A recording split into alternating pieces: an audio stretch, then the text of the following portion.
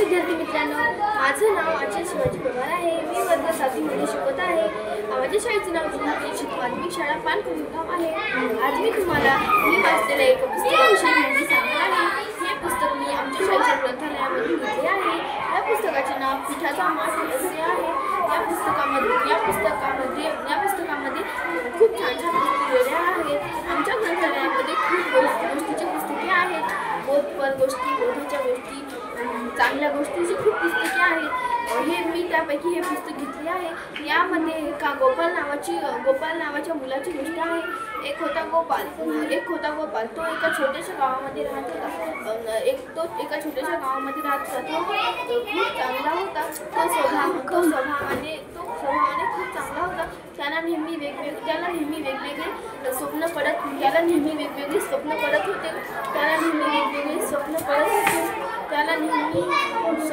होते। व तो नेहमीच त्याच्या घरामध्ये चांगला राहत होता।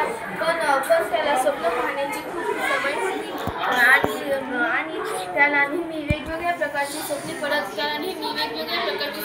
होती। तो खूप चांगल्या त्याला जे स्वप्न पडले तो त्याच्याविषयी खूपच चर्चा करत राहत होता। म्हणजे की त्याला जर एखाद्या दिवशी पैशाचे स्वप्न पडले तर तो त्या स्वप्नाविषयी विचार करत होता। माझ्याकडे किती पैसे असतील, माझं कसं होईल, आणि त्याला एके दिवशी पिठाचा माठ याचे स्वप्न पडले। मग त्याला ते स्वप्न खूप वेळ पडले। तो रात्री 12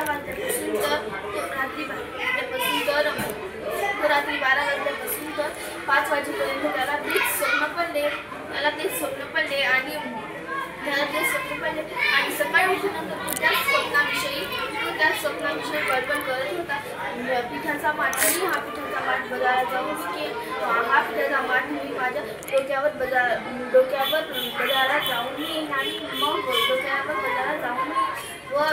बाजारात जाऊन येईल आणि सर्वजण माझ्याकडे पाहतील व म्हणतील, काय आहे या माठात, आणि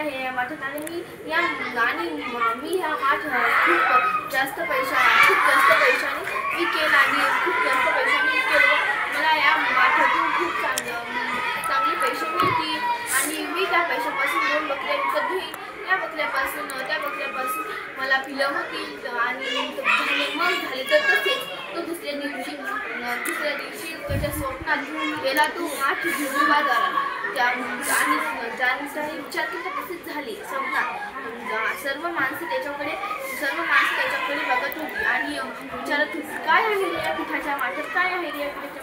तो म्हणाला, या पिठाच्या माठात खजिना आहे। हा जगा घ्यायचा आहे, त्यांनी माझ्याकडे या।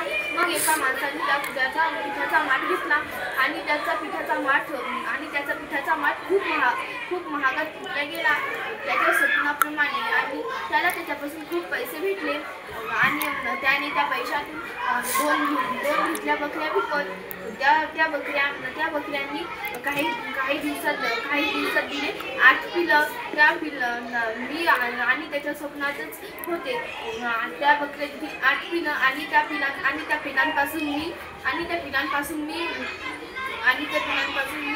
पिल्या व खूप पैसा कमवेल। मग झाले त्याच्या दुसऱ्या दिवशीच्या स्वप्नाला तसेच झाले। त्याने ते पिले विकले, त्याला खूप पैसे मिळाले। त्या पैशापासून त्याने परत घेतल्या गायी। त्या गायी देऊ लागल्या खूप दूध। त्याने दुसऱ्या दिवशी परत विचार केला, आता मी गायी घेतल्या, आता मी ह्या गायीपासून खूप दूध काढेल व मिठाईचा धंदा सुरू करेल। मग स्वप्नातही दिसते तसेच त्याने घेतल्या गायीपासून झाले खूप दूध, दुधापासून झाली मिठाई। असे करत तो खूप पैसे कमवत होता। पण असे खरंच नव्हते, तर असे त्याच्या स्वप्नामध्ये होते आणि दूध आणि मग त्या दुधापासून त्याने टाकला मिठाईचा धंदा। त्या धंद्यापासून तो झाला खूप शेठजी गोपाल आणि त्याच्याजवळ सगळे येऊ लागले कर्जासाठी त्याच्याजवळ सगळेजण येऊ लागले। मग त्याला खूप आनंद होऊ लागला। मग त्याच्याजवळ झाले स्वप्नात एक मोठे महाल। त्या महालामध्ये स्वप्नामध्ये मोठे महाल। त्या महालामध्ये त्याला त्याने त्याने एका राणीसोबत, चांगल्या राणीसोबत केले लग्न. त्या राणीला झाले पाच मुलं.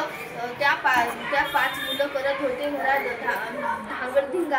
आणि ते धांगडधिंगा करत असताना गोपाल लागला काठी घेऊन त्यांच्या मागे लागला. ती काठी होती खूपच लांब आणि गोपालच्या स्वप्नात तसेच झाले. आणि त्याने खरोखरच झोपतच एक काठी हातात घेतली होती. आणि ती काठी त्याने विचार केला, मुलांवर मारण्याच्या ऐवजी त्याने ती काठी त्याच्या माथ्यावर मारली. तो म्हणाला, काय रे देवा, माझ्या नशिबाचे मी एवढा स्वप्नांविषयी विचार करतो आणि माझ्यासोबत नेहमी असेच होते. तो जेव्हा पण स्वप्न बघतो तेव्हा पण त्याच्यासोबत असेच होते. आणि तो नेहमी खूप चांगले स्वप्न पाहत असतो. धन्यवाद.